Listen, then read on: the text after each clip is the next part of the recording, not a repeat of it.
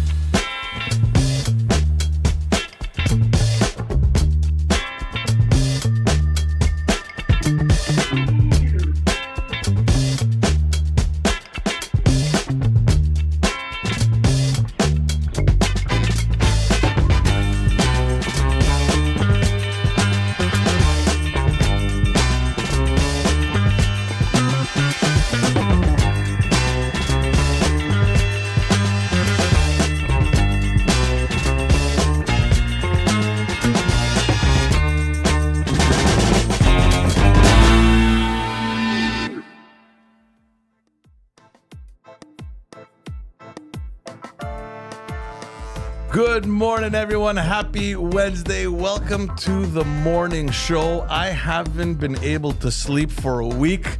It's a huge day over at the morning show. We're getting into a whole new chapter. We're going to get into that in just a couple seconds. But before we do that, head on over to patreon.com/Pantelis for all exclusive content and all the back catalogs of every other podcast. No one else on YouTube produces as much content as Pantelis. Speaking of which, you can also check out his website at panteliscomedy.com. Behind the console, he's still here, unfortunately. Poseidon. My plan has worked. At Poseidon69. And he's got a website, IamPoseidon.com, so you can check that out. As for my stuff, you can check out at the Backstage podcast. And an exclusively French podcast called Politiquement Parlant, which is starting next week after a short little summer break. For those of you who missed last episode, Phil announced that he was moving on to other things, which we're also going to talk about because we're super excited about that. But it is the morning show, so we got to be excited about this morning show. We got a new host. Basically, yes. That was the whole thing. I'm not so sure. I'm still trembling a little bit. It's been a week when they told me who the host was going to be.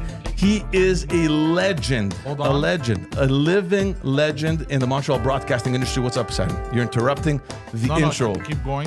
But so a legend in the Montreal broadcasting industry. You can catch him still live on air on the radio every single day. You can also catch his very own hit podcast right here in the Pantelis Nation. Standing by with the Terry and Ted podcast. It is none other, the man, the myth, the legend, Ted Bird, everyone. Woo! Welcome, sir. Welcome. Nice to be here. For the, pardon me. For the purposes of this podcast, I think I should be Theodoros Pouli. What do you think? Yeah. I want to have some Greek street cred. We'll do that, even though Pouli is slang for dick. Oh, is it?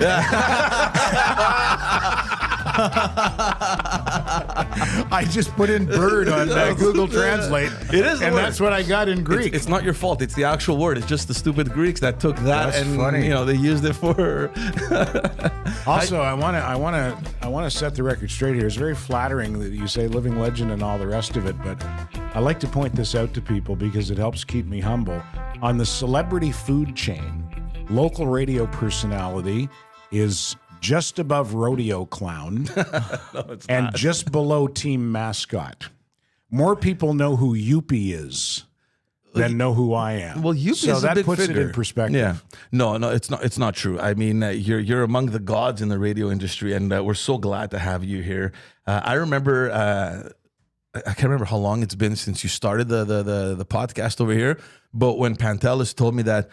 I think it was during a morning show. He came in and said, "Oh yeah, we got big news coming, man. It's so exciting. We went and got Terry and Ted." I'm like, "What do you mean Terry and Ted?" Who are they? He goes, No. I knew who they were, but I just couldn't believe. I'm like, is there any other combo? Like, there's another Terry and Ted combo out there? I'm like, what are you talking about? He goes, Terry and Ted. I'm like, I know who Terry and Ted is, but those are the.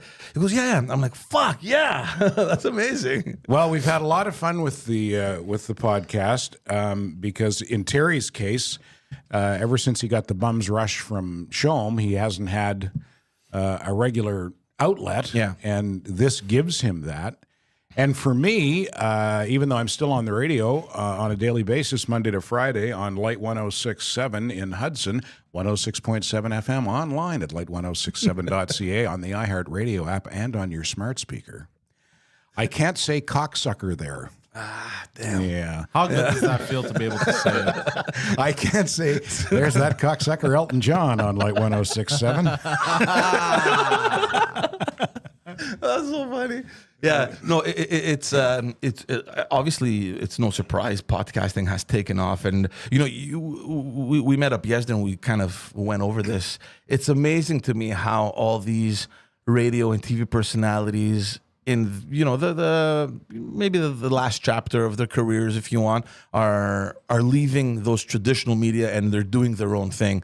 I would assume probably because they feel this sort of like they're liberated kind of thing. Like I can do what I want and I can take my own angle at certain things. And we spoke about a lot of other people that were on the radio and even TV that are doing it now and that are doing pretty well for themselves. So no doubt that podcasting, well, I mean, it's already taken a leap, but it's going to continue, I think, in that direction. I think so as well. It's the wave of the future for sure. Legacy media in general is under siege. Yeah. Who watches television anymore? Nobody. Everybody's on streaming services. Yeah. The only things I watch on TV now are sports and the news. Yeah. And but even the news, Ted, I mean, I come from that world, right? And very rarely will I tune into the news. I mean, it's weird because it's always on, but I'm not watching. So everything because you can get it right here anytime that you want to get it. Exactly. And you get more perspectives here. Oh yeah, than you will get on television. In a couple of clicks of your fingers, you can have access to several journalists. You can get multiple sides to any story. I don't know what's going to happen. I mean, I don't know. In any case, I like that. I like that, and COVID is a pretty good example of if you want to look at the media, the news media landscape in particular. Throughout COVID, you had on one side legacy media, traditional mainstream media, newspapers, television networks, who by and large were trumpeting the government and establishment line. Mm-hmm. And then you had, on the other end of the spectrum, independent media, which was questioning all of that, and in some instances was awash in conspiracy theories. But it gives an opportunity to get a different perspective. And I find the best way to tackle something like COVID, which is a polarizing and controversial topic, and apparently is coming back, by the way. I got a little bit of a tickle in my throat and a runny nose. I hope it's not COVID, and if it is, I hope I don't give it to you guys. I apologizes in advance. I was going to wear the dog mask that I wore at the Pride Parade a couple of weeks ago, but I left it at home. But what I'm saying is, I like to be able to get multiple perspectives and then make up my own mind. Yeah, I think we're in a funny little period where you have these two kind of dynamics at the same time, and they're both sort of trying to maybe not attack, but kind of sideline the other. You know? Yeah. So, like you said, I mean, you had mainstream media that was trying to, pump those that rhetoric, and anyone else who had any opposing message were evil, and they were the they got threat. shouted down. Yeah. You got shamed and then canceled. And then you have the big boys like Rogan and all those guys who were made to be monsters, right? Well, to me, that is mainstream media now. When you look at the numbers that Joe Rogan racks up and that Tucker Carlson is racking up on Twitter, or X as it's now known, since he moved over there, since he got the boot from Fox, those numbers absolutely dwarf anything that cable news networks get. I mean, they dwarf them. Yeah. Who did Tucker Carlson have on? He had on Vivek Ramaswamy. Is that his name? Yeah, the Republican one of the Republican candidate. candidates. Yeah, very bright guy. He's not going to win, but he's a very bright guy, and he might make a good running mate for somebody, whether it's DeSantis or Trump. But he got, in the first hour, he got 7 million views. And the last time I looked at it, he was up over 25 million views. And I'm sure it's way beyond that by now. See, this is interesting. I mean, we're living, we're seeing this unfold live before our eyes. This change, I think, in this, in this industry, when in the last maybe 10 years did we have presidential hopefuls give interviews on podcasts? It never happened, right? Yeah. And you saw Robert Kennedy Jr. now. He's doing all of them. And he's getting so much more visibility than perhaps the media want to give him. We don't know what the story is because he's considered as a controversial figure. But there's no doubt in my mind that perhaps this and maybe the next presidential campaigns are probably going to be the last that are going to have such an impact on traditional media, on TV and that sort of thing. I think it's going to transition on more social media and podcast formats. Look at what's happening tonight. I think it's tonight, right? Tonight the is first Republican the first debate, yes. And Trump's not going to be there. He doesn't care. Because he has already recorded an interview with Tucker Carlson that I believe is going to be streamed on X/Twitter at the same time as the debate. What a prick. Yeah. What would you watch? Yeah, for sure you're going to watch Tucker Carlson. Yeah. Absolutely. Yeah. By the way, the Tucker Carlson interview you were talking about, Ted, is up at 43.7 million views. The one with with Vivek Vivek? Ramaswamy? Yeah. I'm not surprised. It passed 25. Yeah, he had a guy on God yesterday, a guy named Douglas McGregor, who's a former U.S. Army officer, decorated veteran of the first Gulf War, was a military advisor in the Trump administration. Really smart guy, like great wealth of experience and great political and military savvy. A controversial figure. A lot of people say, he's a Kremlin stooge. He's carrying water for Putin, whatever. Listen to the guy. He's smart. Mm-hmm. He's really, really smart. Not well known, though. He's not an instantly recognizable figure. And within a matter of hours, he had 7 million views. And I think Tucker Carlson's average audience when he was doing Fox at 8 o'clock on weekday evenings was 2.5 to 3.5 million. He's destroying them. Yeah. Oh, he's destroying them. To me, that's what's impressive. To watch this, I guess I don't know if we can call it history kind of thing, but it is. It is history. It's the evolution of media. Yeah, exactly. Yeah. And we're seeing this unfold before our eyes, and it's incredible. It's incredible. And as usual, you have the old fighting, trying to fight the battle of the new. No, I know, but they're always too late. I mean, how much of a warning do you need in order to start kind of adapting, right? What are they waiting for? So we're seeing this in Canada now, where everyone is boycotting Facebook as if it's Facebook's fault that your media isn't making money. So you have to blame the corporation for doing what it's meant to do, right? Profits for its shareholders. Yeah. Well, I think that bill, a lot of that law has to do with the government trying to get out of the business of subsidizing media. They were just trying to hand that off to social media because the Trudeau government has been writing big fat checks to media companies, newspaper companies in particular, and they don't want to write those checks it's a war anymore. apparently that they don't seem to want to let go of or to even look for a solution. It's just Facebook's fault. And I sent you a little news clip there with the forest fires happening in the Northwest Territories. Yeah. I mean, Justin Trudeau, instead of coming out and demonstrating some sort of leadership, your country's on fire. People are losing everything. Yeah. He takes advantage of that to blame Facebook for blocking news for the people not to know what's happening in their own city or in their accusing own, Facebook of endangering lives. Yeah. By blocking the news. But I mean, before Facebook, there were still forest fires and people were getting the news, people were getting the alerts. Yeah. You adjust to circumstances. Yeah. It's just hypocritical. It's that this is happening because of the bill you passed. So how is it Facebook's fault, Well, the good news is there's still lots of free porn on the internet. That's what I hear anyway. I wouldn't know myself. I just play Wordle. That's funny. Guys, in the chat room, thank you for being here. We love you. We appreciate you. If you have anything that you want us to mention or if there's any comments, shoot us a little comment in the chat. We have Ted Bird here. He's going to be with us from now on, and I'm sure it's exciting for you as it is for us. Let's get to the news, Ted. What do you want to talk about? You want to talk about COVID? Do you think it's coming back? Do you think mask mandates are coming back? Do you think lockdowns are coming back? They've already, on a very small scale, a college in Atlanta and Lionsgate movie studios in Hollywood have both imposed mask mandates for students and staff in the case of the educational institution and for employees in the case of Lionsgate.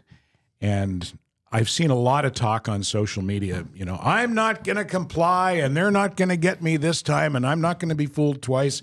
And listen, I don't want to wear a mask. I don't want to be locked down. But what am I going to do if my employer has a mask mandate? What am I going to do? Am I going to say no and lose my job? If I want to go to IGA and buy my groceries or Costco and they have a mask mandate, what am I going to do? Look, the mask is the least of my worries. I mean, worst case scenario, like you said, what are you going to do? Put on a fucking mask, shut your mouth, do whatever. I'm afraid if they start imposing vaccines again. Yeah. That's a much bigger issue. Especially looking back now, we have so much more information. It was it was one big fucking stupidity, right? And the other thing that I find weird, because you sent me the thing and I read also a little bit about it, and I also read up on the Lionsgate studio. It's strange to me that they are taking these liberties on their own without necessarily any government policy on this, right? I mean, before everyone took this decision, everyone made the decision because the government said so. The CDC said something, or you had the health, who was it here, Dr. Tam, in whatever Canada? it was, right? So they had imposed these things. The government kind of went along with it, and they laid their the directives. And everyone kind of went along with it. So everyone adapted based on what the government told them to do. And this time around, I find it strange that it's like, you know what? We're hearing about these things. Let's just take these precautions before anything happens. Isn't that strange? Yeah, it is. Yeah. Like, what are you, an expert? Fuck. And not that the government was an expert, but at least 3 years ago, they seem to have been following some sort of expert advice, right? I mean, we know today that it was all bullshit. But I just find it weird that they're like, oh, well, shit, a couple cases, they're on the rise. Masks on the studio, mandatory for everyone. Imagine working at that studio. What the hell do you do? I see more people out and around now wearing masks. I've noticed in the last couple of weeks an uptick. Yeah. Okay. Yeah, it's not as prevalent as it was at the height of COVID, between 2020 and 22, let's say. But I see more people than I did a few weeks ago wearing masks. And you know what? If that makes you feel secure, God love you. But I like to be able to make my own choice on things like that and on vaccines. I got the shot. I don't even remember if I got 2 or 3. I got 2 because that was the mandatory thing, just for my business, because we have a lot of clients who, fortunately for us, were able to stay open. So we didn't really feel that much we didn't take that much of a hit economically. So we're very fortunate. I'm very thankful for that. But because they were able to stay open, we had no choice. I mean, we had to follow their rules. We got vaccine. I got 2 shots. Did you ever get COVID? Yes, I did. You did, eh?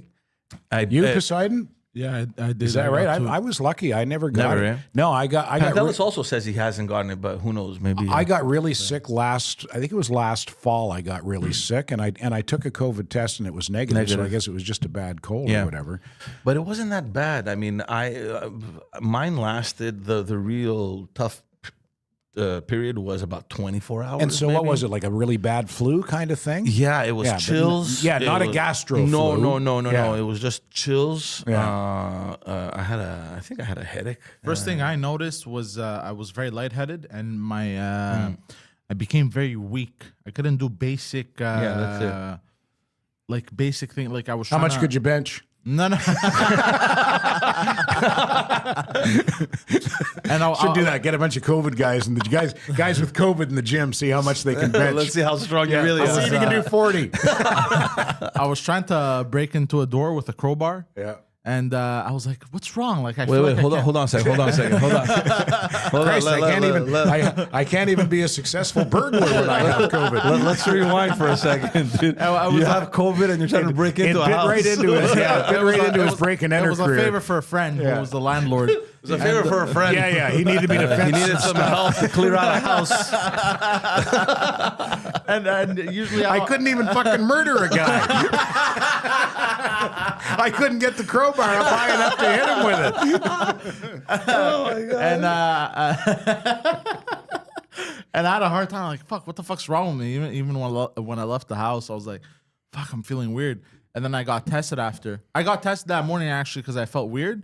And then I waited. What is it? 15 minutes around there, and I waited, and nothing showed up. So I'm like, oh, I'm good. I guess I'm feeling under. Oh, the you mean weather. on the test? Yeah, you gotta wait a bit. Yeah. No, not my university test. And then I was like, I was feeling weird the whole time and everything, and I was like, fuck. And then I came back, and then the second line had appeared. I was like, oh shit, I do have it. I went out and about. I didn't even, you know what I mean? Responsible. And then, right, that part was the issue. Not me, All over not me doing the other activities. Oh, Jean, I love fucking coughing at everyone. No, this was in Quebec City. And then what happened? I felt really weak. And then I got, like, towards the night, intense shivers. I think I shivered for about a few hours. And then I got fed up shivering, and then I started yelling at myself in the mirror, saying like, "Fuck you, cold." And then He's got my fucking body. Yeah, he's bullying the cold out of him. and then it went away. You know what's incredible for me, Ted? We saw everything that unfolded during COVID. I mean, in the beginning, I think there was this beautiful wave of solidarity. I don't know if you remember the first couple of months. Everybody was trying to help each other out, and everybody was kind of supportive. What was it, 2 weeks to flatten the curve? Yeah, it was 2 weeks, and then everybody showed a little bit more patience. Okay, let's go a couple more months, not the end of the world. I remember going around, I have an old aunt, I would bring her groceries and something, like, just stay home, don't worry. Like, there was this thing that happened, right? And then fucking all hell broke loose. You had people just meeting in restaurants, fucking, I don't know what, conspiring. You had the gym owner. Remember the story with the gym owner? He's like, fuck this shit. I'm not going to go broke. He opened his gyms and got fined. There was all these things, right? And cops arresting kids playing hockey at an outdoor rink. No, but there are all these clips of cops just breaking into houses and breaking up parties and fucking arresting people. Yeah. What I'm concerned about is following everything that we just lived and knowing that most of it was just stupidity. How can the government have the balls this time around to say, oh, it's a lockdown, mandatory vaccines? Maybe it could happen. I don't know. Maybe I'm naive to think that it won't, but it seems to me that any government would be stupid to come back out again this time and repeat what happened 3 or 2 years ago. Well, here's an interesting conspiracy theory for you, and I'm not saying I believe it, but I've read it on social media. Some people think that bringing back mandates and lockdowns at this time, pre-U.S. election, makes it easier if you want to rig an election. It's not dumb. Because it sets the stage for mail-in ballots. Right. Because if you close down the polls, you have to have mail-in ballots, and my understanding is that would make it easier to just control to fudge the results, to control. And again, I'm not saying I believe that, but I saw that it's what's circulating pointed out. I still think that the risks of fucking society going into chaos is so much bigger than any potential you have of rigging an election or controlling the outcome of it. And especially with the population the size of the U.S. I mean, Canada, okay, I mean, we're a lot, 30 million. I mean, I think it happened. But the U.S., I mean, look how divided people got during that period. It's incredible. Yeah. It's incredible. I'm a big believer in what a lot of people were saying in the beginning last time around. And I think there were 3 quite prominent doctors in the U.S., Stanford, Harvard guys, who put out a thing called I think it was the Great Barrington Declaration or something like that. Oh, yeah, I remember that. Yeah. They said, protect the elderly. Mm-hmm. Focus on the elderly or the most the people Vulnerable. the most Yeah. vulnerable, and let it run its course with everybody else and get to a place of herd immunity. And that made a lot of sense to me, as opposed to just causing chaos across the board. But those guys were an eminent scientists, but they were dismissed by the powers that be, Fauci and who's the other guy, Collins. They were dismissed as fringe. Fucking Stanford and Harvard, educated, but they're fringe. Yeah. And the governments in the world that actually took that approach. Sweden. Do you know what happened with Sweden? I never read or heard about the final I don't know results but with Sweden. But Sweden did take that approach. It did. I think Brazil also took that course. There were a few. I'm not so sure. Maybe we can check it out, but it wouldn't surprise me if the numbers aren't extraordinary compared to what we had here in Canada. But then again, Sweden, it barely affected them. It affected them less than countries that took severe measures. But then again, Brazil, it just ravaged the favelas. Yeah. Completely killed all kinds of people in the favelas. Yeah, but at the end, when we're looking at the death, the numbers, is it that much more than what we had? Well, obviously, there's difference in population, so we have to look at that carefully there. But yeah, I think in the end, that approach. But again, you can't blame the politicians because nobody knew what the hell was going on. So when you have one expert coming on and saying, "Look, lockdown, make sure everyone is protected," okay. What if that was the right approach and they hadn't done it, right? Yeah, because they're thinking politically. It's kind of like a damned if you do, damned better if you safe don't. than sorry. You're saying, yeah. But you've also pointed out now they know better. Yeah, now they know what worked and what so didn't it would be work. ridiculous for them to repeat that. Yeah, let's see if they make adjustments and changes this time around. Maybe they can distribute the new COVID inhaler. There's a groundbreaking scientific kind of breakthrough. It's from Quebec. It's a company based out of Sherbrooke. I think it's called iBio 123, and they came up with an inhaler, like a pump kind of thing that heals COVID. It's filled with ivermectin. I don't know. They, in the article that I read, they just say, it has the antibodies necessary to treat it. So the symptoms leave within a week. But the pulmonary and the breathing difficulties that you get, or some people get, leave within 24 hours. So it's very efficient. It goes right into your lungs. And they've passed the clinical trials, and they're at the last stage of actually getting it done. I don't know. Would that be an option? I mean, rather than going into a hospital or getting. Well, if it works, sure, yeah. But then again, what's in it? I don't know. Exactly. And I'd also like to follow the money on that too. Yeah. I wonder if Pfizer hears about that and they go, "Oh no, man, that's our gig. Yeah, you're moving in on our turf." Yeah, no, that's actually very dangerous. You can't do that. You gotta take the jab. I would totally go with this rather than injecting anything. Yeah. So is it a treatment is it a preventive treatment, or is it for something? Is it a treatment for if you have COVID? It's a treatment because you take it once you get COVID. So it's from what I'm reading, it's a pump, Also, I feel like people are fed up with this shit. Like you were talking about mask mandates coming up. I've been seeing like a lot of videos on TikTok of the politicians talking about it, and blah blah blah. It's dangerous again. 99% of the comments are, nah, fuck this. A lot of people who abided even the first time, they even wrote, they're like, you know what, the first time around, I trusted you guys, but then there was so much fuckery that, nah, I'm done. I'm done with this. Yeah, well, I mean, as I said before, I understand that feeling, but what am I going to do if there's a mask mandate at work? What am I going to do? Am I going to quit my job? I can't. I need my job. But here's the thing, though, right now. So I understand that point of view, but now even with everything open, there's such a issue with quality employees, and not just quality, but quantity of employees, right? So businesses don't have people to hire.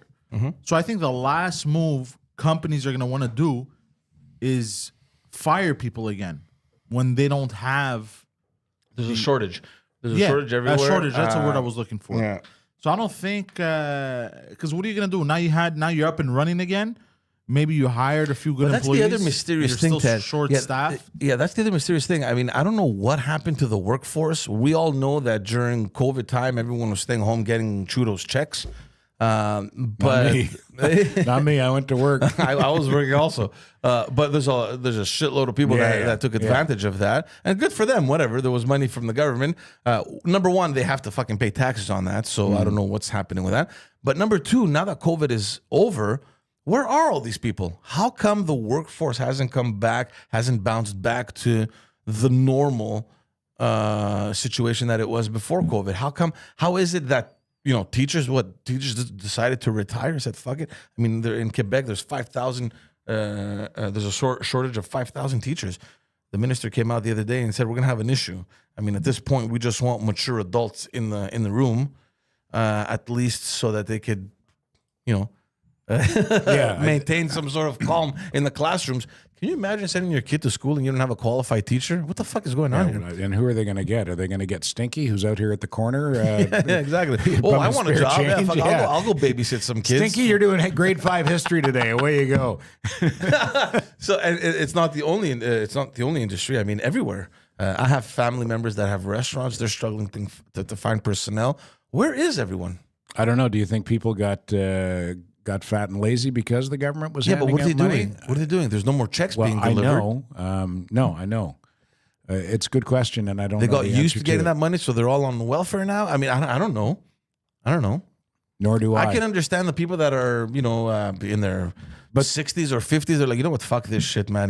Maybe it's time to retire. They took an early I don't know, maybe. But the younger people, where the hell are they? Are the shortages in primarily minimum everywhere. wage jobs? I mean, you mentioned teachers. Yeah. Those are obviously qualified, educated university graduates. That's crazy that there's a shortage of teachers. That doesn't 5,000. well. That's Across Quebec. Yeah. It's disastrous. Yeah.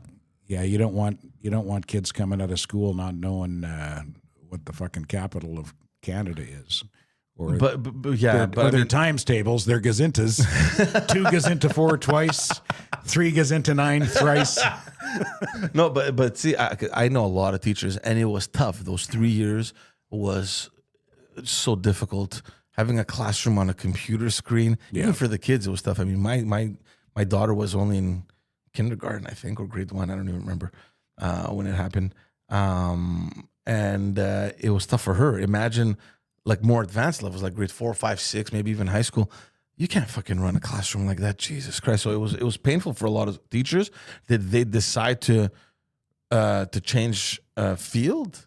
But again, how come we have such a huge shortage in personnel everywhere?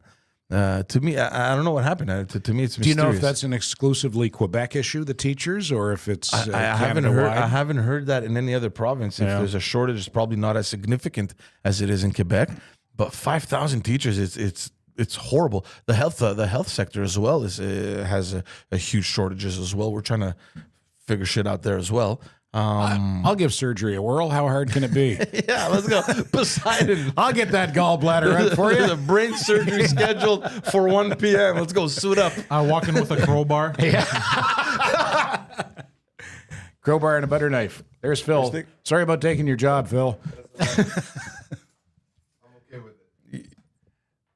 You didn't announce yet what you're doing, right? We're not gonna. Okay. Okay. All right. You just made it so awkward. I don't know. You made it really awkward. That's why I quit. For those wondering, we're gonna draw a little tangent over here, just because it's exciting what's happening. This new chapter, obviously, for the morning show, but it's not only exciting because we have Ted, but it's also exciting because Pantelis is doing great stuff. He's just adding much more and more content under his his channel. And Phil is going to be doing something that he's been talking about, I think, for over a year now. And every time he mentions it to me, I get fucking excited. And he's never been able to do it. I'm like, come on, man, do it. So he's going to have an interesting podcast. I don't want to say more. I don't want to ruin the surprise. But trust me, it's going to be exciting what he's preparing. And he's going to have his buddy. There's going to be another host there. Super competent people in whatever they're going to be doing. And I'm thrilled for all of you to follow that as well. It's going to be really cool. That's all you can tell us? That's all I'm going to say. Yeah? I don't know, maybe. But I don't want to break it. I mean, I can completely screw them over and say exactly what it's going to be. But it's in his area of expertise and what he's passionate about. Exactly, right? exactly. Yeah, and I'm trying without spilling the beans to use that as a segue into asking you guys about movies and whether you've seen Barbie and or Oppenheimer. Yeah. What a craze. No, I haven't seen any of the two. I've been wanting to see Oppenheimer, but I haven't gotten the chance to. Not so sure I'm going to go see Barbie. We discussed with my wife to bring my daughters. I have 2 daughters. And then we looked into it and they're like, it's not really for kids. So we're like, fuck it. We're not going to do it. But I think that everyone made this more than what it's just a fucking movie, man. Yeah. And Trudeau taking pictures with his kids and blowing up the internet. Like, who gives a shit? Have you seen any of them? I saw Oppenheimer. Yeah. And apparently it's amazing. It was really good. Well, Christopher Nolan's such a terrific filmmaker, but holy fuck, it was long. Yeah, eh? Yeah, it was about 3 hours long. Wow. And I checked my watch a few times in the theater, and to me, that's a sign. When you're checking your watch, it was still good. And if you're going for the big atomic bomb explosion, that's only, 30 seconds of the movie, and it's about 2.5 hours in. So you get a long wait. It's not an action film. Yeah, so it's the whole build up to that. Yeah, basically. and I would also say, if you want to go see Oppenheimer, I would read up on him before going to see the movie. I think you'll enjoy it more if you know something about him going in. Otherwise, you might be just sitting there going, what the fucking fuck? I don't understand. What is this all about? Yeah. Like, have some context. Understand the context going in, I would say. I'd like to go see Barbie just for the sake of going to see it, just to see what all the. Apparently, it's a fun movie. Also, I watched it. Also, my third wife, Margot Robbie, stars in it. Oh, so, wow. yeah. Yeah. Oh, no. She got fit for this. Huh? She got fit. Well, she Was was she not already? No, she was always fit, but she was a bit thicker in this. I thought. Oh, really? Eh? In a good way. In a good way. Yeah. In a good way. Yes. Yeah. Like the thighs Yeah, and everything. I was that's a nice-looking woman. That is a beautiful. So you saw beautiful Barbie? woman. yeah, I saw Barbie. Your girlfriend forced you? No. We had said she wanted to go see Barbie. I want to watch Oppenheimer, but now is it Oppenheimer or Oppenheimer? Oppenheimer. It's Oppenheimer. There's 2 I keep P's. saying Oppenheimer. But now I'm thinking because of the length. Because I'm thinking maybe I'm gonna wait until it's on like streaming or for rent. Yeah. So you can be in the comfort of your home. Well, every hour I could go and smoke a cigarette. You know. Or a joint. Yeah. Well, I don't smoke weed, but yeah. How was if that's what Barbie? Was it good? Did you like it? It was fun, but it was some moments where I cringed a bit. I was like, Is that right? yeah, I was like, this is weird. Not for kids? Like under 10. Like my daughter's 8 and 5. Like, so if I understood it correctly, the premise it could be is for kids. It could be the for premise kids. is that they come to life and there's a contrast between Barbie world and the real world. Yeah. And, they don't understand because in their world it's so In her world, woman centric, and in the real world it's really not like that. In her And world, it's Yas Queen and everything, Yeah. and then when she gets to the real world, no one's like Yas that's a Queen. cool concept. It's a fun idea. Like they come to Everyone- life and Yeah, okay. put a twist on it. Why Yeah, not? everyone Yeah. in the real world is shut up, bitch, and get in this box. And woke Snow White is coming, eh? Apparently, they're thinking of canceling it. Really? Yep, because the actress got so much backlash. Yeah, I'm trying to remember her name. Is it Zegler? Let's see. Yeah, she did some interviews where she was talking about how they're kind of painting a new coat on Snow White, and she doesn't have to fall in love. There doesn't have to be. Oh, God, there doesn't have to be a prince who comes and rescues her. But why? And then, Why do you and then have she to- said the prince Yeah. is basically a stalker. So Rachel Zegler. What Yeah, did there she say? you go. The princess is a The stalker. prince is a stalker. Really? Yeah, in the original, the prince is a stalker. Fuck, man, come on. Yeah. You know, why do you have to touch these things? Just leave them. Okay, they're exciting movies for kids. Well, they're Let them be. classics. Yeah, Snow White from 1937 is a classic. My daughter, my eldest, is 33 years old, and I would classify her as woke. She's a PhD candidate in art history. She spent a lot of time in academia. Her and I do not see eye to eye politically. I'm a get a haircut, get a real job conservative, and she's quite woke. And Well, it's academia, right? It's, exactly. Yeah. But when she was a little girl, there was nothing she loved more than Snow White, and no movie she wanted to see more than Snow White. And when it came around in the theaters, the original, 1937, she was about 5 or 6 years old, and I took her, and she was absolutely thrilled. She absolutely loved it. And I went on a business trip to Los Angeles in 1993, and she wanted this Snow White magic wand that you could only get at the Disney store. And so there's no Disney store in Montreal. So I thought, okay, I'm in LA. I'm going to find a Disney store, and I'm going to get her this magic wand. So I rent a car. I drive out to whatever suburb of LA where there's a Disney store. I find the Snow White magic wand. I buy it. I come back to the hotel. I'm with Terry DeMonte, my old radio partner. I said, Terry, look, I got the Snow White magic wand for Lauren. And he looks at it, and he looks at the box, and he goes, look at that. And it says on the side of the box, made by Grand Toys, 1700 Route Trans Canadienne, Montreal, Quebec. So I went 3,000 miles to buy a toy that was manufactured about 2 miles from where I live. That's fucking hilarious. But these are classic movies. I just don't think they should touch them anymore. There was a lot of there was a controversy. I don't even know if it's a controversy, but because they remade the little what's her name, Ariel there, the little siren, The mermaid. Little Mermaid. Little Mermaid. And so it's not an animated; it's an actual film there. And because the Little Mermaid was black, it became a whole thing. We went to watch it with my kids. They didn't give a shit. They just had fun. It was an okay movie, but I just don't understand, why do you need to revisit those? Like, can't you make new kids I will movies? say though, what I do appreciate about the Little Mermaid is the jokes that came out of the Little Mermaid. Oh, The new one? The new one. The I'll jokes let that you people say made it. The online. jokes in the movie, you mean? No, the No, about jokes the movie. that people made about the Oh, movie. okay. My favorite one was on TikTok, and basically a guy, he shows a video of an oil spill, and then he goes, "Fuck, man, these oil spills are getting serious. Look what's happening." And then he shows the Little Mermaid. Stupid. So stupid. I'm sorry I interrupted with that nonsense. Listen, if they want to make new movies and put a new spin on it, that's great. But leave the old ones be. Let them still, let those ones still play when and where people want to watch them. You can't cancel the old ones. And, unless if the original was, the seven dwarves are gangbanging Snow White, then I understand. I can understand maybe canceling that and doing a new one, but it's not. It's just a fairy tale about a princess I don't who understand falls it. in Is love. it like originality? Are they lacking something? I mean, why would you need to just go back, revisit, and change? Just do something different. Like it's to me, it's simple. Well, there's I think that it's a virtue signal in part, and there's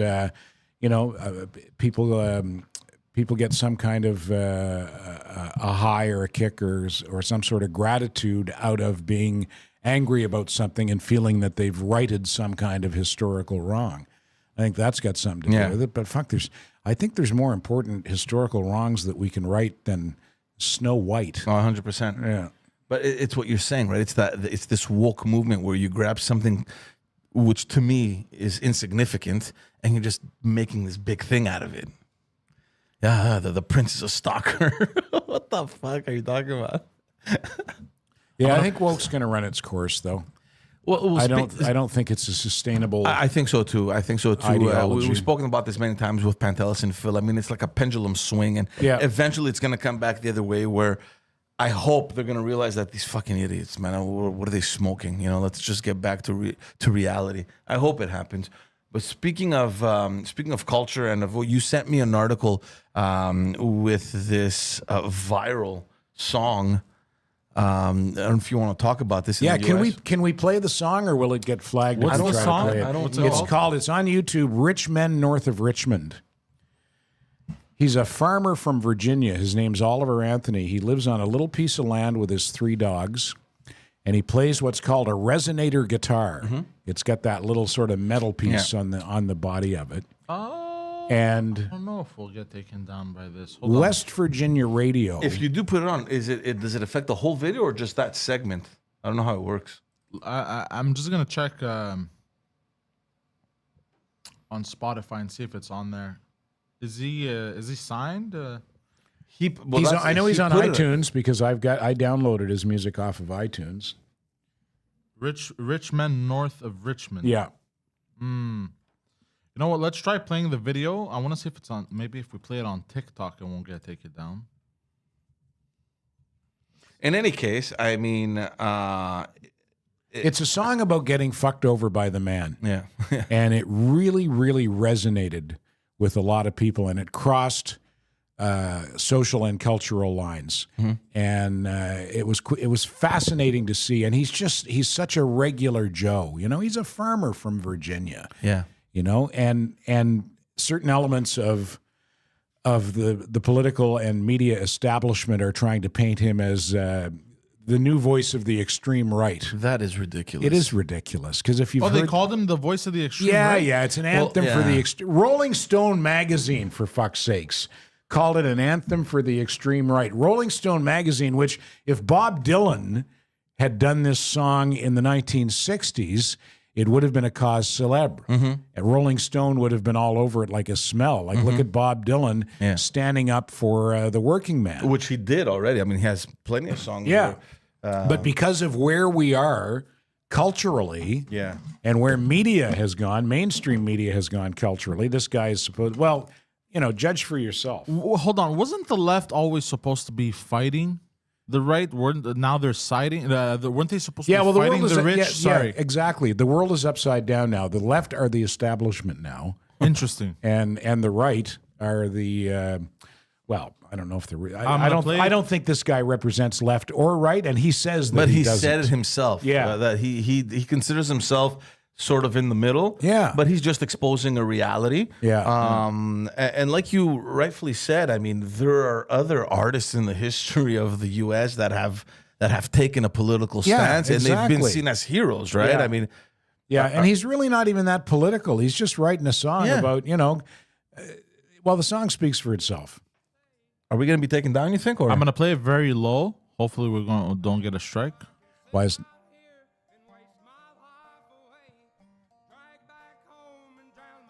I'm gonna play it at this level. I like his guitar. yeah. People like you.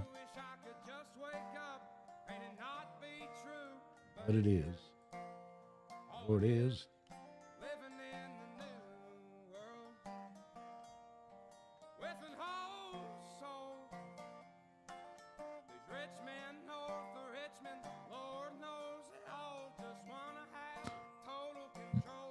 you can't duplicate this. This comes from the gut, right? This is Oh, yeah.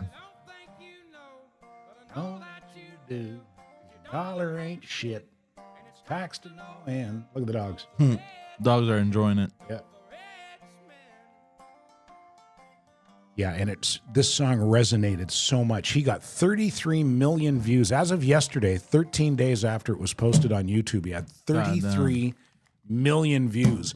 And what's really interesting is to watch, and there are a bunch of them out on YouTube, reaction videos.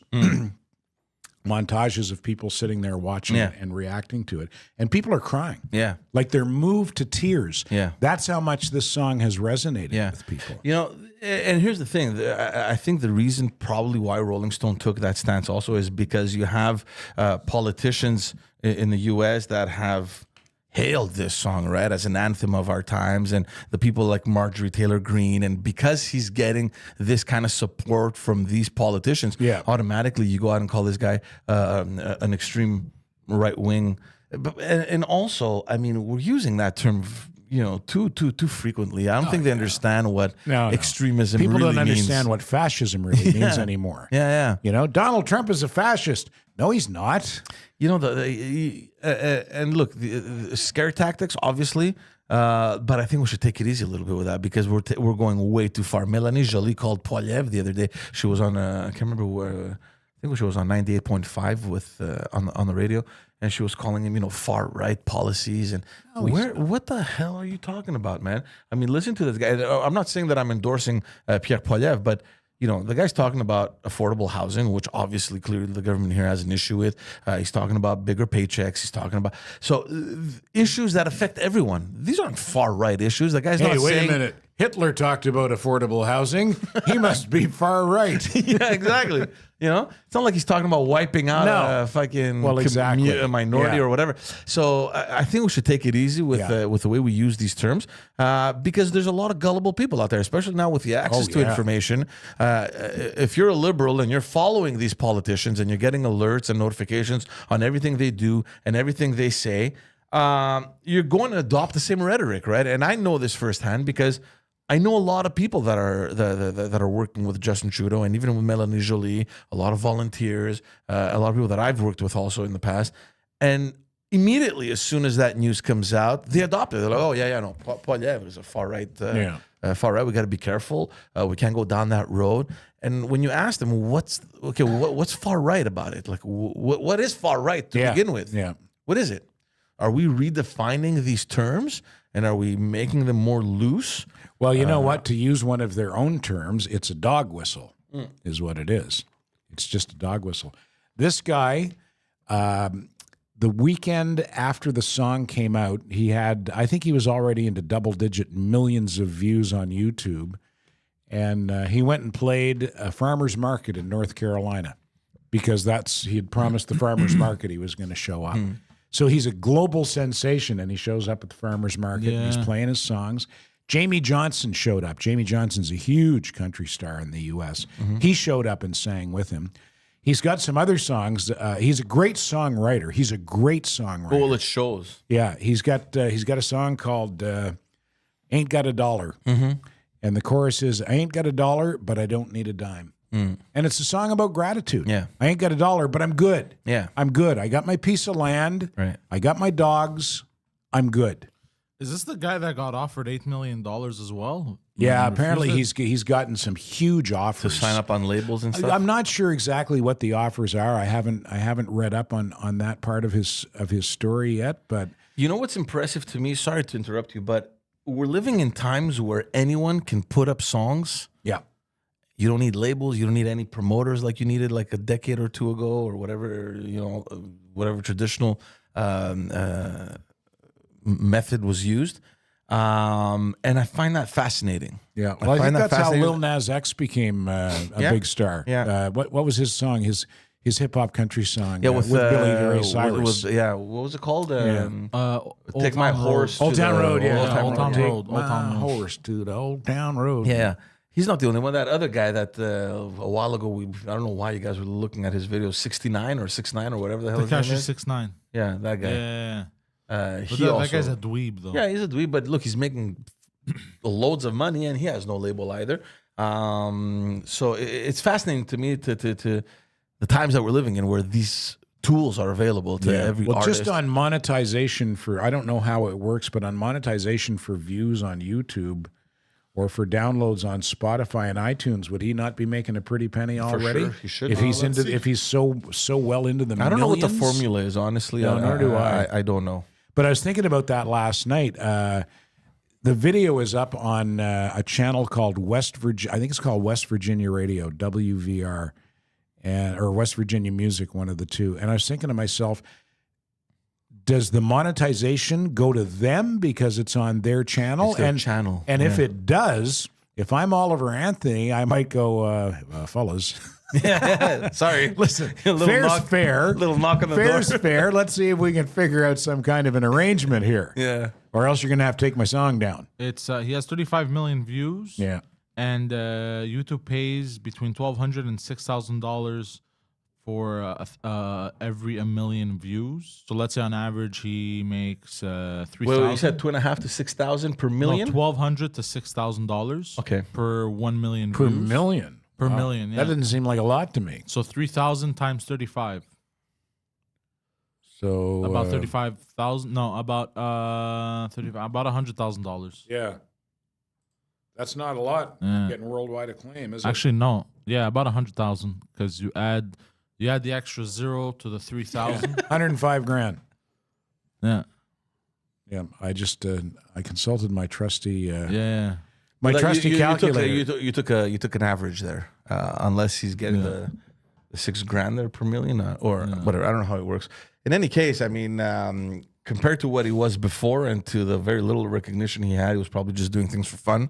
Yeah. And from within a month, everyone all over the world is kind of talking about him and his song. I mean, that's it's huge for him. Yeah, it's going to be interesting to see where it goes, because from what I've seen of him online with the videos that he's posted himself, just talking about the experience, he's not a guy who's going to quote unquote sell out. Like, he's not going to take the first smooth talking agent who comes to his door. He's not going to sign. But on he the dotted- shouldn't. No, he shouldn't. But he definitely won't. I think what's more important to him than I can tell what's more important to him than money is the artistry, the music, and also the message. Yeah. And he just wants people to have better lives. That's what that song's all about. No, guaranteed. I mean, if I were him, and if he's already getting this sort of recognition from known artists, just do what you got to do. Yeah. There's millions of opportunities for collaborations. There's no doubt in my mind that this guy will springboard into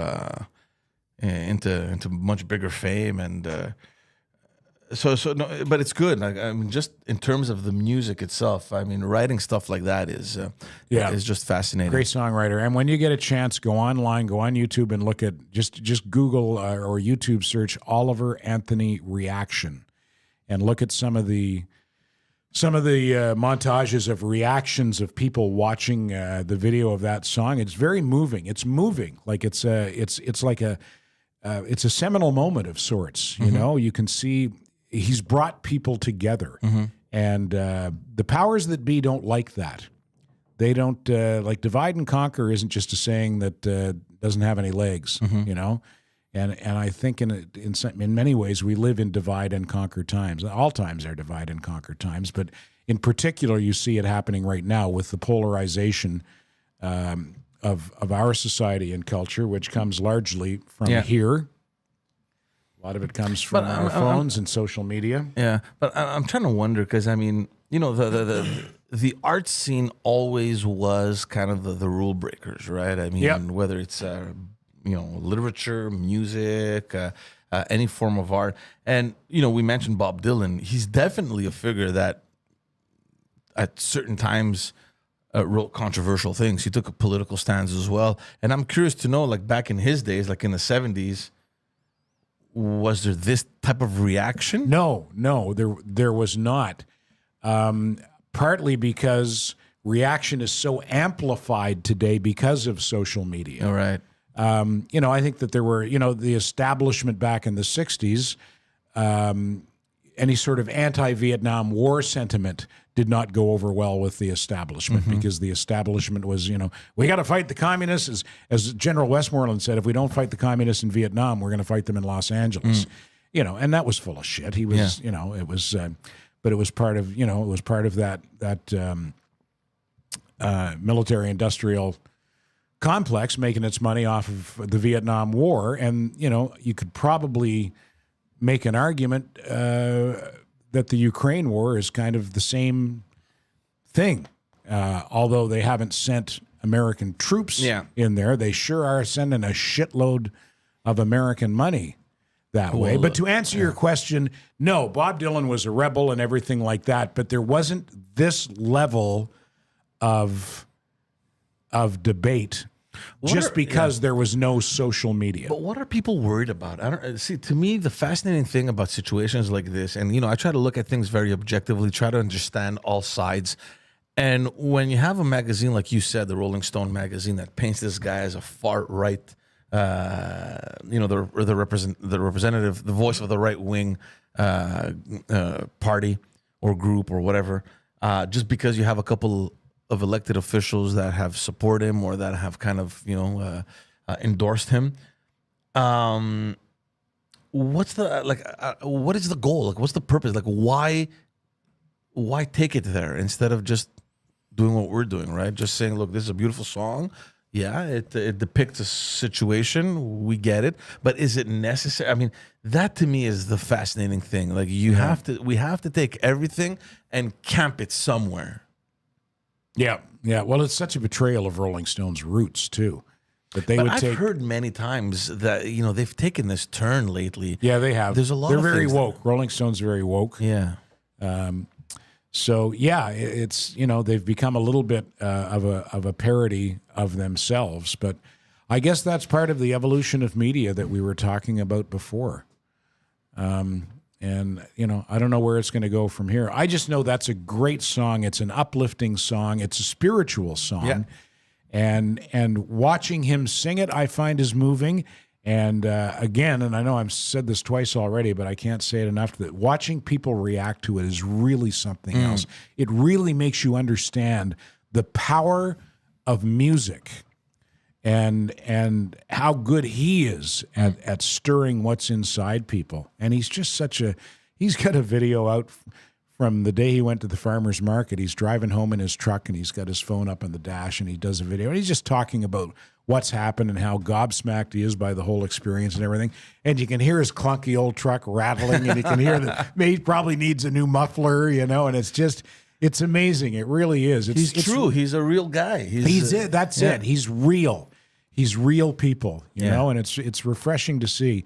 And it's gratifying to me to see somebody like that garner so much positive reaction. We need something like that these days, I think. Mostly positive. Of course, you have... But overwhelmingly. Yeah. At street level, people love him. Yeah. They love him. That's right. Speaking about media, and we spoke about earlier, about the decline and stuff, and you mentioned it again, and I just want to talk about, because, the government here in Quebec announced this pretty significant amount, and we get the whole issue about the French language here in Quebec, and we spoke about this a bit yesterday too, and I told you that I support the effort of protecting the French language. I think we should collectively, but we have to do it respectfully towards the other minorities as well. And there's an article where the government of Quebec is throwing in close to $5 million for the creation of a new TV show. It's a game show basically that will pretty much promote the French language, and it's going to be a game show around the knowledge of the French language, and it's happening on Télé-Québec. And here we're talking about, earlier how this podcast scene is exploding and it's destroying the traditional media, and everyone is seeing this trend. The Premier of Quebec even has a podcast. I mean, there's no doubt in my mind that they know the direction it's taking. And here you have close to $5 million, the government of Quebec, giving it to Télé-Québec, like a channel that probably no one has even heard of. Give it to LCN, TVA, Radio-Canada. Well, they would never give it to Radio-Canada, but like to one of those bigger channels, I would understand. But you're giving $5 million to a station that... Is Télé-Québec a government network? I don't know. I think it's like a smaller kind of... I didn't know they existed until now. I didn't even know they existed until now. Well, there you have it. So if it's a government channel, then I guess it would probably make sense. But why would you spend so much money on a channel that nobody watches to promote the French language? I mean, is there no What's other... the name of the show? What's it called? Honesty? It's the show. It's called To Québec, is it? To Québec. No, the show will be called La Langue dans ma poche. Yeah. It'll start airing next year. The language in my pocket. Yeah. Or the tongue in my pocket. Hey. Hello.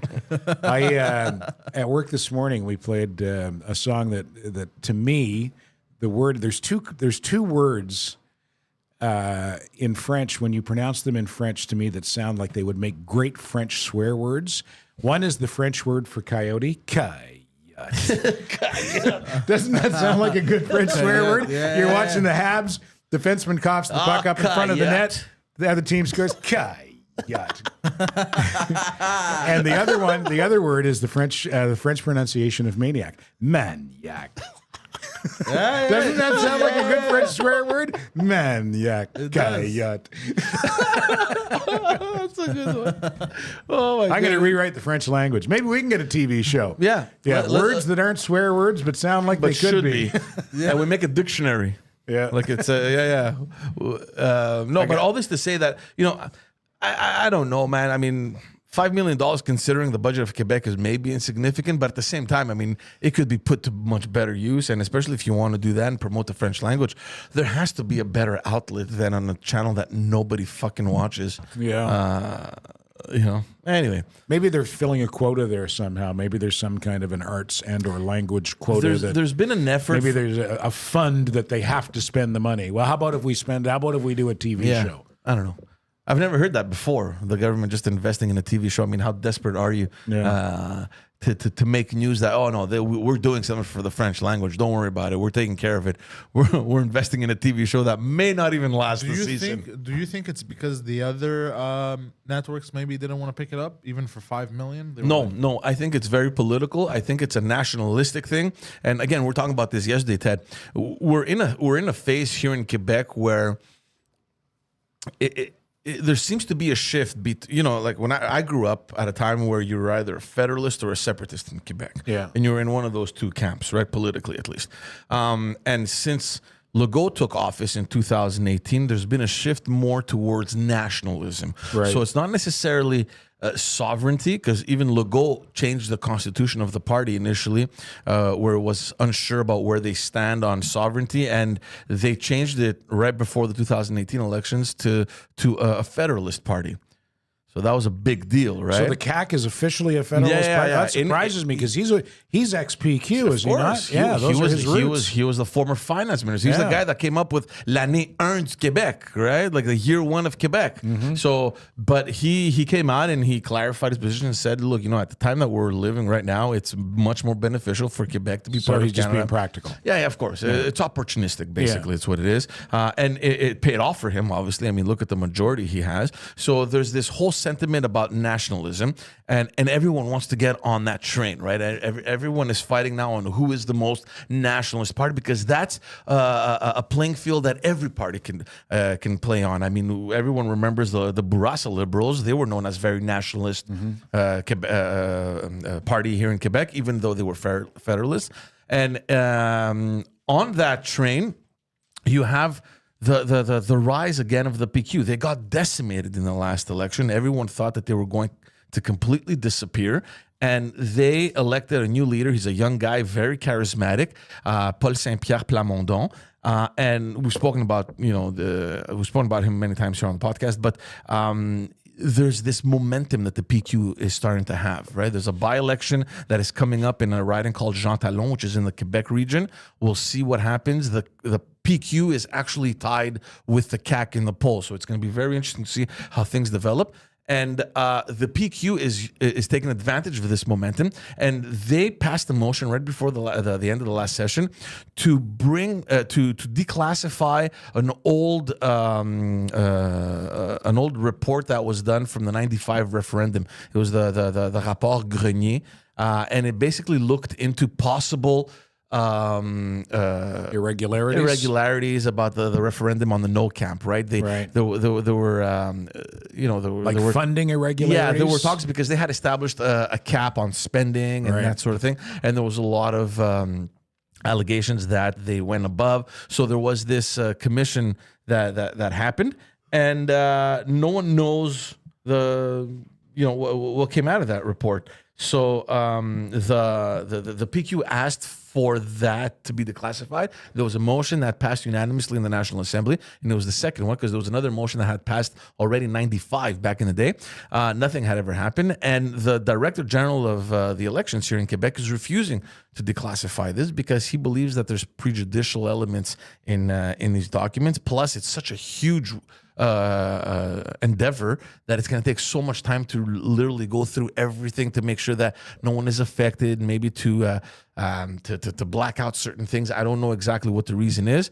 And now the PQ is saying that once the new session starts in Quebec, they're gonna try and pass a law to force the Director General of Elections to actually submit this report. So who made the report? It was commissioned at the time. It was called le rapport Grenier, And it was made in 95 at post referendum. It was made post referendum, and it was finalized in 2007.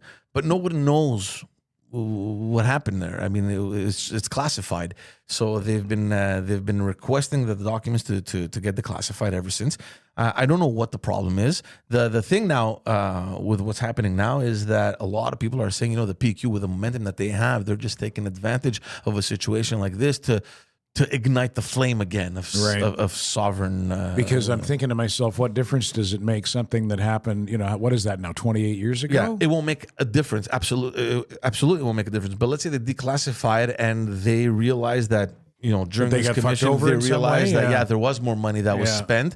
Well, the PQ can use that, Yeah. It's like, look, we got cheated on. And it's just going to fan the flames again, Right. and it's just going to spring them more into the momentum that they already seem to have. So there is something happening. There's something cooking. I'm just leaving it out there. People can judge on their own.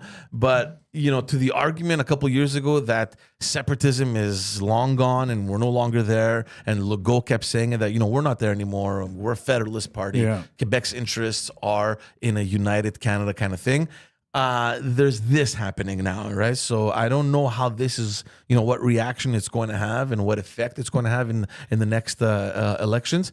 My guess is that the PQ is going to do much, much better than people had I was really anticipated. fascinated with what you were telling me about that yesterday, about this charismatic new leader, and that separatism, the separatist sentiment seems to be revitalized. And you guys would know this more than me because I live on the West Island, right? So I don't, I'm not exposed a lot to Quebecois culture outside of whatever there is on the West Island. If I want to meet a French person, I got to go to St. Anne de Bellevue kind of thing, Yeah. I mean, it's not that bad, but Yeah. it's, I'm not living in that French Quebec milieu. And anytime I have been in that milieu, it never strikes me that sentiment is on the rise again. Now, mind you, I don't have political conversations with people. Well, see, I'm on the complete opposite of that spectrum where I do have conversations, Yeah. but it's mostly with people that are engaged politically. Right. So I don't know what the middle ground is. Yeah. One would assume that the middle ground is reflected in the results that we got in the election. So if Legault made a record majority here in Quebec, almost record. I mean, he almost reached Bourassa's record of 103 MNAs. It probably indicates that the people are agreeing with his approach, right, in order to elect him. So, Which is a middle of the road approach. Right. Vis-a-vis sovereignty. exactly. Yeah. So that's why I'm saying, like, this point in time right now is going to be very interesting to see how it's going to maybe fluctuate. I don't know. Maybe they had lost hope in the PQ because there was no sense of leadership or anything like that. And with this young guy, maybe he'll be able to reignite that. I don't know. But that's why I'm saying it's going to be interesting in the next couple of years, or at least until the next election, to see how this party develops and kind of... Well, you were talking about the report that they want to have declassified. Do you think that for a referendum in Quebec to ever be successful, is a grievance a necessary element to that? Like, can they win a referendum without a grievance? I don't know. That's a very interesting question. First of all, the idea of another referendum to me is ludicrous. There's already been two. I think the message is pretty clear. And in order for, and the other question, But it's their raison d'etre. of course, it's the Article 1 of the PQ, Yeah. right? So, and I mean, if they're getting the political support, then there is grounds for them to say that our program should go ahead with another referendum, or we have the support of the people. They haven't had it in like 10 years. But now, is it going to change? We'll see. Yeah. The other question is, let's say we do a referendum. Is 51% enough? Would you be comfortable saying, in a 'cause democracy, I say yes. I say Really? Yeah. because isn't there a significant portion that doesn't want it? So what are you going to do? You're going to I mean, we understand that it's impossible to please everyone, right? Yeah. It's not going to happen. You're never going to get 100%. There's always going to be a fraction. But what is that acceptable? What do you call it? What's that line that tells you we have more than enough to do it? Because I in my understand. opinion, even if you get 60-40, Yeah. can you really neglect that 40%? I mean, it's pretty significant. Yeah, I mean, you won I understand numerically, that, I understand that, democratically. but that's making up rules as you go along. Whereas 51%, or what do they call it, 50% plus one, like that's pretty cut and dried, and that's the way democracy works. It is, but I think for something as big as this, you can't just neglect the other Well, then side. There has to be like some sort of like You a have to two-thirds kind you of have thing. to enshrine it in law, Yeah. I think, and what a shit show that would be, trying to get a law drafted to define what constitutes It'll never a pass. successful referendum. It'll never pass. But in my mind, I mean, you have to go through those steps. I get it. That, look, we won. It's 51%. We're good. Or even 50.1, whatever. As long as you get it. Because, I mean, it was so close in 95, right? It was Yeah. like, what, 49 point Yeah, it something was over really 50 point close. something. Yeah. So I just don't think that for such a significant portion of the population that doesn't want it, you just, How old toss- were you in 95 in the referendum? I was 14. Okay. I was in high school. I remember were that you one. politically engaged? I wasn't. No, eh? But I there were members of my family, and obviously the community was really, really engaged. I remember at that time there was the Hellenic Congress here in Quebec, which was very active, and they had done this joint. I can't remember what they called it, like a task force or some shit like that they called it, and it was the Greek Congress. It was the Greek community, the Italians and the Jews. They fucking mobilized like animals. Yeah. Like, Parizeau's comments came out. They weren't random. The guy knew. You mean the money and ethnic votes Yeah, exactly. comment? Yeah, Yeah, yeah. I got the impression watching it that night. I just thought he said that, and I went, he's fucking hammered.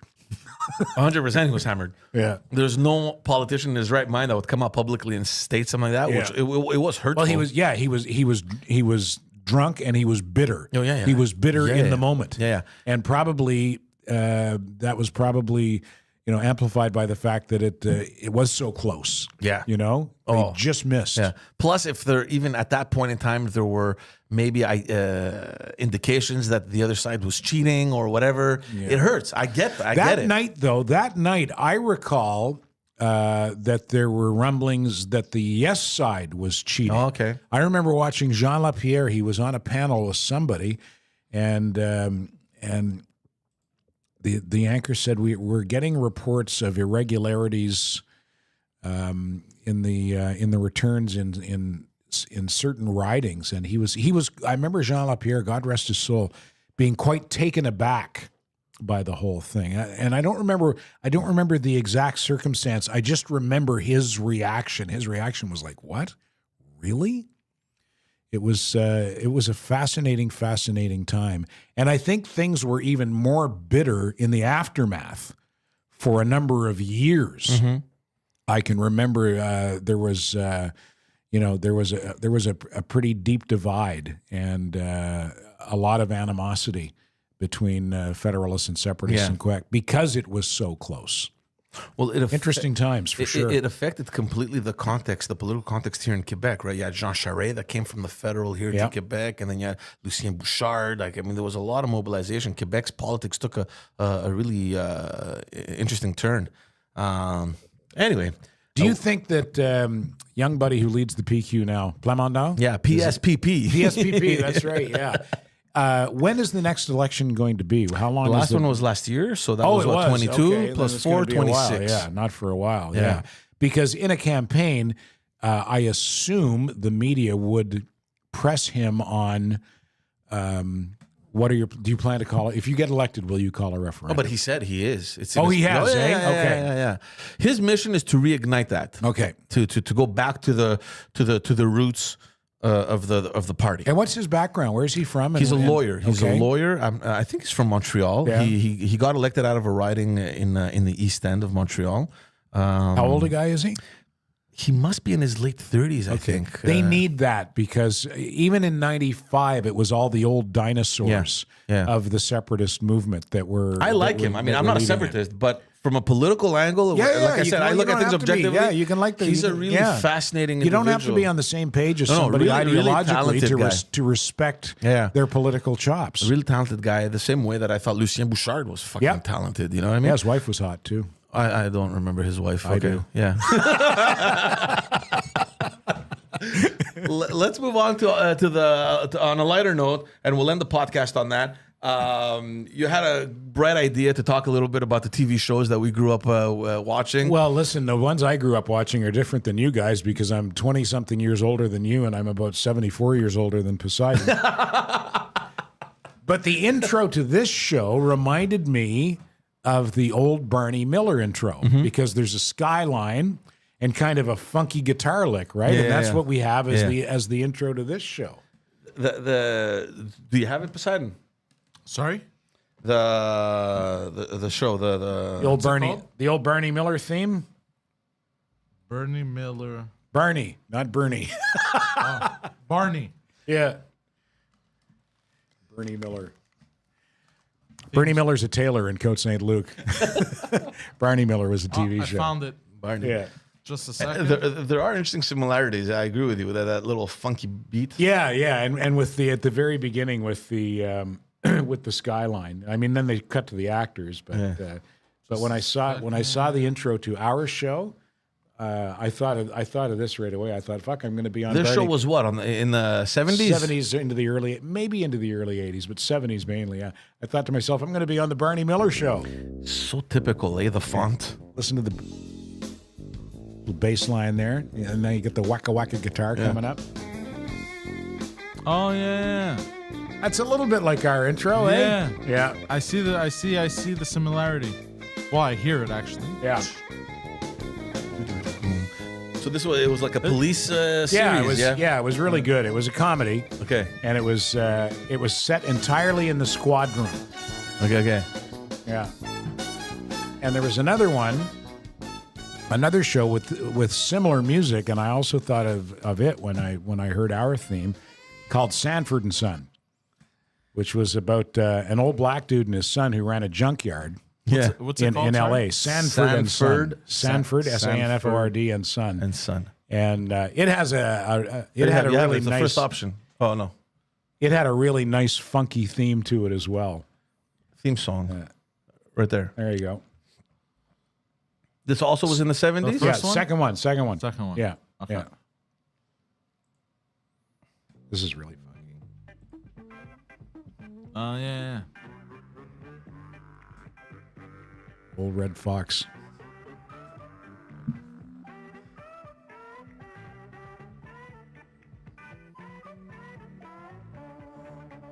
This one sounds a little more goofy though.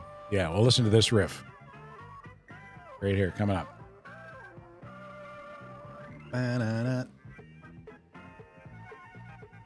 Little harmonica. Red Fox, the old guy there, he was a stand-up comedian. He probably goes all the way back to vaudeville. He was so fucking dirty. He was so dirty.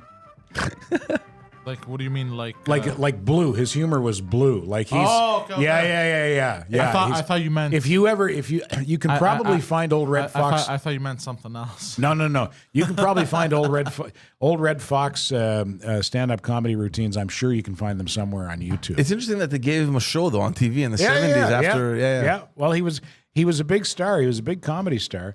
And the other one I picked, never mind it because it's not funky like those two. It's just, it was my favorite TV theme in the 70s when I was a kid was Hawaii Five-0, which they brought back and used the same theme. And it's great horn arrangements. Great horn arrangements, yeah. I remember. I don't remember watching it, but I do remember that theme song playing on TV probably late night while I was asleep. Yeah. No, I grew up obviously, different generation. Yep. But aside from the cartoons that we used to watch, I was a Dennis the Menace kid, Ninja Turtles. Yeah. But we also used to watch the Muppet Show, which was much older, right? And it carried into the '80s. But that was later. I think it was on a Thursday or Friday night. But we would stay and watch that. The big thing in our house was MacGyver. Oh yeah. MacGyver was an amazing thing. We were fascinated about how many things this guy could do with a paperclip and a Swiss Army knife. Whenever I play the Air Supply song "Making Love Out of Nothing at All" on my show, I always say that's MacGyver's song. He's making love out of nothing at all. He's got a rubber band and a popsicle stick. And a couple of peanuts, and he's making love out of that. Like blowing up cities. There was a Knight Rider when we were growing up. Yeah, sure. Yeah. That was a nice car. Yeah. That was, and Dukes of Hazzard. Yeah. That's politically incorrect now, though. It is. Yeah. Dukes of Hazzard is. There's a blues artist named Kenny Wayne Shepherd who he got nomination for, I think it was a blues, whatever the blues version of the Grammys or the Country Music Awards is. They took away his nomination because his car collection included the General Lee. Right. Yeah, it's got the Confederate flag. Yeah, on yeah, top, for sure. And that's racist. So you can't win an award because you drive a car with a Confederate flag. With a Confederate flag. Yeah. Okay. But what crazy times though, right? Like a hit TV show. Yeah. with a Confederate Yeah. flag. I don't know. Instead of buying into that, I think people really need to just go, fuck off. It's just a show. Yeah. Yeah. Like, relax. The other show that was huge in our house was Perfect Strangers. I don't know if you remember that. It was a comedy. Yeah, I remember the name. With Balki that came from Mypos or whatever the fuck it was. It was some parody of some Greek stuff. Oh, yeah? It was fun. It was a lot more physical, like kind of slapsticky. Yeah. And then I remember watching The Wonder Years. It was a great show. God, that was a good show. That After was the cartoons, it was the yeah. Wonder Years. So well written and well acted. So good. Yeah. And the theme song was amazing too, right? The Joe Cocker. That was very relatable for me because I would have been the same age at the time in which the series was set as Fred Savage's character. Yeah. Like late 60s, he was 8 or 9 or 10 years old. That's right in my wheelhouse. Yeah. I think that was my first crush there. What's her name? Wendy. No, Bunny, Bibby, Lippy. What was her name? It was a funny kind of a name. The girl. What was the girl's name? I got to look it up now. Poseidon. The girl's name in Wonder Years. Wonder Years. Why did I think it was Wendy? It's a comedy series. Just put Wonder Years. Wonder Years cast. What the fuck was her I'm name? gonna find it. Whoever finds it first, Poseidon knows the other guy $500. Chat. Let's see the chat. Yeah, somebody in the chat will know. There's Gwendolyn. Is that no? Olivia Winnie? Dabo. Was it No, Gwynny? but not the actor's Not the name. actress, The but character. Karen Arnold. I'm looking at the cast right now. The girl. Well, there's multiple girls. Yeah. Gwendolyn The pretty one. Yeah, Gwendolyn doesn't sound right, but they called her Gwynny, I guess. Then I just know it was what they called her. Becky was- Slater. No. I'm saying the characters' names. Danica McKellar. Is that her name? The chat says Danica. I thought it was Wendy. Winnie. It was Winnie. It was Winnie. It was Winnie. Okay, I'm Winnie. looking at the wrong show, probably. Fucking guy. Winnie. Oh Okay. yeah, Gwenda. I said the actress's Yeah, name. so actually. her name was Whoops. Gwendolyn, but they called her Winnie. Winnie. Okay. Okay. Yeah, I had a huge crush on that girl. And then I remember Cheers also. But I just didn't understand. I was a kid when Cheers was on. Yeah, so Cheers I was a great But show. I love the theme song, Cheers. Dun, dun, you gotta go where everybody knows your name. What did you grow up watching, Poseidon? Other than Dragon Ball Z. Debbie Does Dallas, except for that. On the Malcolm in the Middle. Oh, yeah, that was a good show. Yeah. I loved Malcolm in the Middle. It was hilarious. A bit of The Simpsons, a bit of Family Guy. Do you remember who the dad was in Malcolm in the Middle? Of course. It's what's it? Heisenberg. Yeah, exactly. Yes, same yes. guy. Great It's actor. incredible to see how the career this guy ended up Yeah. having, because he was Yeah. like an extra on Seinfeld too. Remember, he was on a couple episodes. That's right, He played yeah. the dentist, or he played a couple Yeah. roles on Yeah. on Seinfeld. What else did I grow up watching? Because the thing is, I was right before. I was right when the internet started getting popular. Like when I was 5 years old, my neighbor upstairs had dial-up internet, and then right about when I became 10 or 11, because I was 5 years old, they had dial-up. When I became 10, around 10 years old, we got internet for the first time. No, we got a computer. So I discovered video games on computers, basically. And It's not what I would have discovered at that age. I'm telling you. Hold on. I'm telling you, if the computer had come of age when I was like 13 years old, I wouldn't be here today because I would have masturbated myself to death. Those pictures downloaded. Here's the thing. Come on, just a little bit more.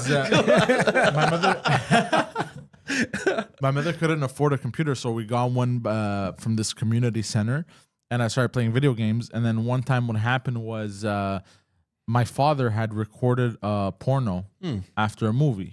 You know when you record a movie. Yeah. Oh, the VHS. The VHS. So you play it. It was like Dennis the Menace, and it pauses, and then you just see a guy ramming. So basically, it was Under Siege too. I've talked about this numerous times. Under Siege, what a movie! No, Under Siege, the first one, or it was the first one. Is that a It was Steven Seagal? yeah.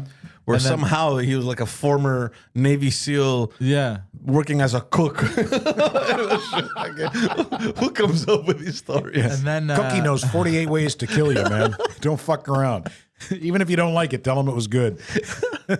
And then there was what was it? Oh, after the movie finished, the credits were playing, but I didn't press pause. So my mother called me and my friends to the kitchen to eat dinner, and then there was like a commotion in the living room. She's like, "What is that?" And I went to the living room and it was hardcore ebony porn playing. I was like, "Yo, what the fuck is this?" And So then, where did he record it from? I don't know, some channel on TV, my dad or something. And then after I told my friend, and my friend was older than me by like 2 years, and he had internet. And he was like, "You think that's crazy? Check this out." And he showed me all kinds of porn. And then the computer I had I begged my mother for internet after that, of course. And then I got the blue screen of death on my computer. You're right about the picture, though, eh? You can hear your modem fucking thinking. All right, guys, 11:30. Play us out, Poseidon. Thank you, everyone, for tuning in. This is the new chapter of the morning show with the legendary Ted Bird. Yeah. We hope you had fun. I certainly enjoyed it. I'm looking forward to this new phase in the morning show. Do us a favor, subscribe to this channel if you haven't already. You can follow everything that Pantelis does on patreon.com/Pantelis, the entire back catalog and some other exclusive content as well.